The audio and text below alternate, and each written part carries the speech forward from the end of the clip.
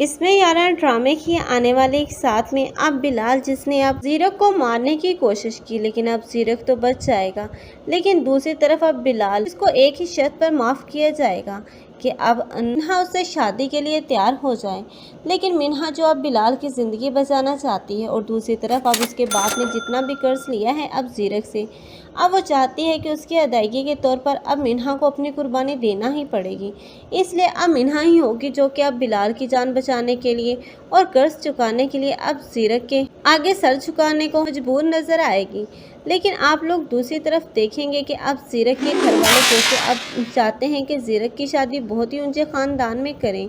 लेकिन अब जीरक जब मिन्हा से शादी करके उसे घर लेकर जाएगा वहाँ पर तो एक बहुत बड़ा देखने को मिलेगा, क्योंकि उसकी माँ जो पहले तो मिन्हा की बहुत ही ज़्यादा गर्विदा थी सिर्फ उसकी काबिलियत को देखकर, लेकिन वो ये नहीं जानती थी कि अब उसका बेटा ही उस लड़की से शादी करके उसे घर लेकर आएगा। अब वो लड़की और सिला दोनों मिलकर अब इस लड़की मिन्हा का जीना हराम करेंगे, लेकिन दादी ही होगी जो मिन्हा को इज्जत और मान देगी। और ऐसा ऐसा अब यही मिन्हा होगी जो कि पहले तो अब जीरक से अपनी नफरत का इजहार करेगी, लेकिन अब दादी जब उसे जीरक के माजी के मतलब बताएगी कि जीरक ने अपनी ज़िंदगी में महरूमियों में गुजार दी और उसके लहजे के पीछे आखिर असल वजह है क्या, तब यही मिन्हा होगी जो ऐसा ऐसा अब जीरक को समझना शुरू करेगी और फिर ऐसा ऐसा वो बिलाल को भी भूल ही जाएगी। इस तरह जीरक और मिन्हा को तो एक साथ ही दिखाया जाएगा, लेकिन अब सिला जो कि गलत लड़के के चक्कर में फंस चुकी है आखिर उसे तो मुंह की खाना पड़ेगी।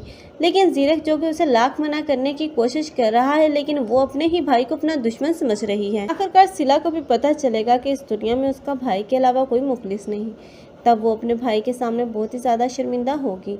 आप लोगों को ये ड्रामा कैसा लग रहा है और कौन कौन जीरक और मिन्हा को एक साथ देखना चाहते हैं, कमेंट सेक्शन में अपनी कीमती राय के इजहार लाजमी करें। सीधा रिव्यूज़ के लिए हमारे चैनल को लाजमी सब्सक्राइब कर लें। अगर आप लोगों को हमारी वीडियो अच्छी लगी हो तो वीडियो को लाइक करना और दोस्तों के साथ शेयर करना मत भूलिएगा। अल्लाह हाफ़िज़।